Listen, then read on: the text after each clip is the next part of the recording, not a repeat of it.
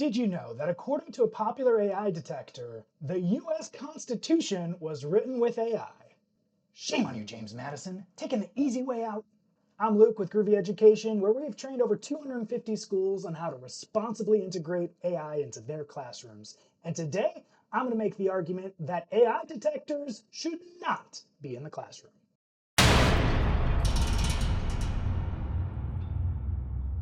Starting out, let's look at the biggest reason why we should leave AI detectors at home. They're not accurate. In fact, OpenAI themselves built an AI detector so that teachers could use them to detect cheating, but OpenAI themselves removed the AI detector because it wasn't accurate. In fact, I once used ChatGPT to create some writing, and then I took that writing and put it back into ChatGPT and asked, was this made by AI? And ChatGPT couldn't even recognize the writing it had just done.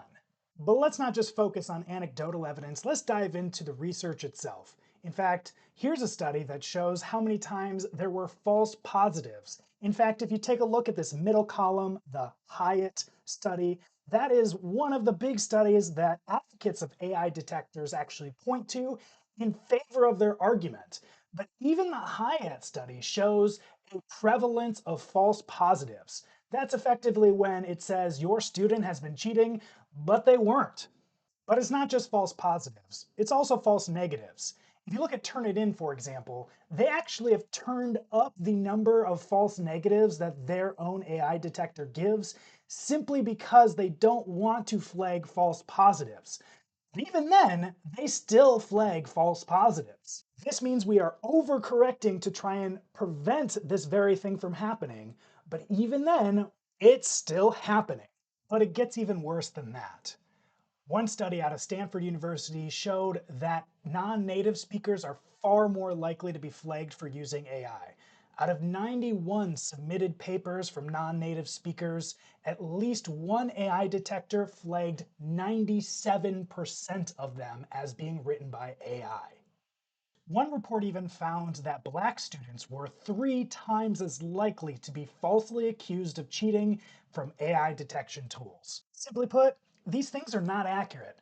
But even if they were 99% accurate, I would still make the argument that we should not use them.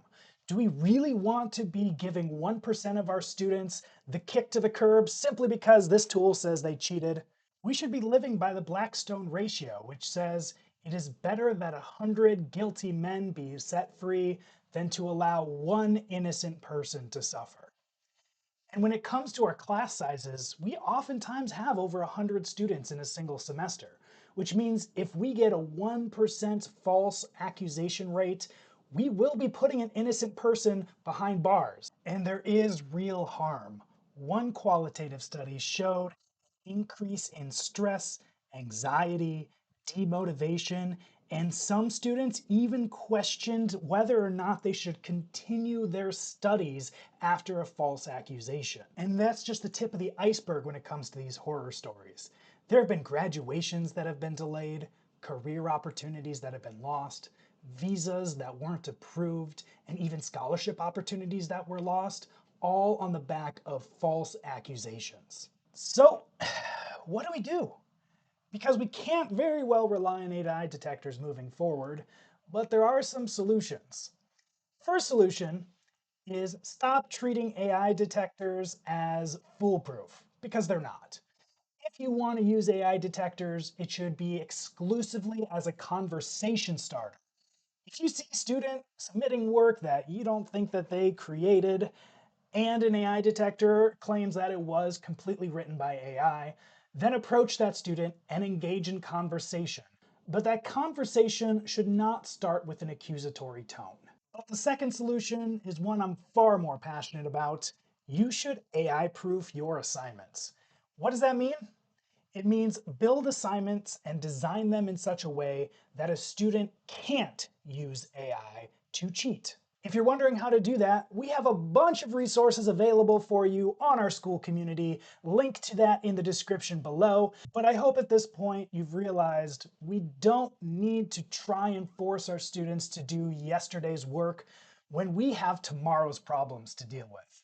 We still should be giving them rigorous writing assignments, but we have to be making some intentional design choices so that they stay rigorous given today's technology. That's it for this video. Be sure to hit the like and subscribe button so that you can be aware of future videos, and be sure to comment below. What should you comment? Be sure to comment below how adorable my doggos are. And if you're interested in joining our school community, the link to that is in the description below. So gain some lifetime membership to the best AI resources on the internet completely for free, but you gotta join now. Until next time, see ya.